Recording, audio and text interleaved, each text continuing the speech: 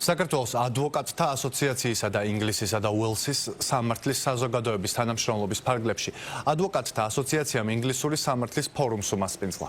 ფორუმში მონაწილეობა ქართველ იურისტებთან ერთად ბრიტანელმა კოლეგებმაც მიიღეს. ღონისძიებას დაესწრო დიდი ბრიტანეთისა და ჩრდილოეთ ირლანდიის გაერთიანებული სამეფოს ელჩი საქართველოში და ასევე იუსტიციის მინისტრი ბაატა სალია.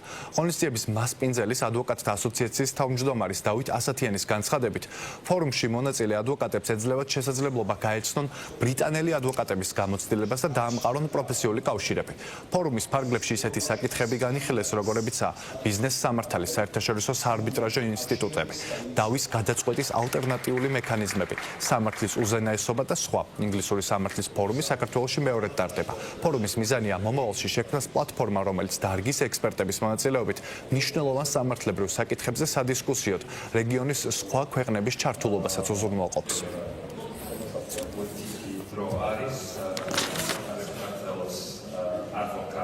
ინგლისის სამართლის და ზოგადად ბრიტანული იურისდიქცია არის ერთ-ერთი ყველაზე მიმზიდველი კომერციული დავების გადაწყვეტის ფორუმი მსოფლიოში.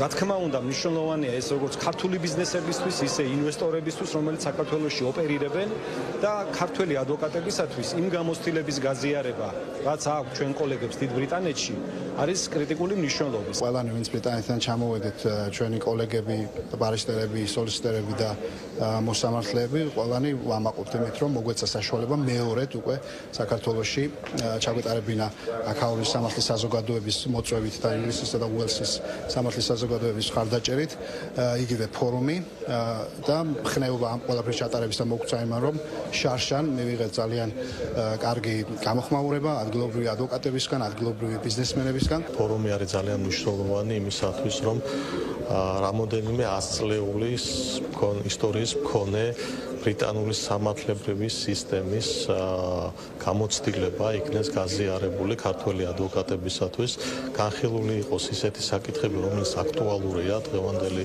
ქართული და საერთაშორისო სამართლებრივი საზოგადოებისათვის. დღევანდელ დისკუსიაზე არის ისეთი თემატიკა, რომელიც საინტერესოა ასევე საქართველოს იუსტიციის სამინისტროსათვის, კონკრეტულად კი ეს დისკუსია შეეხება გადაწყვეტილების აღსრულების მექანიზმებს.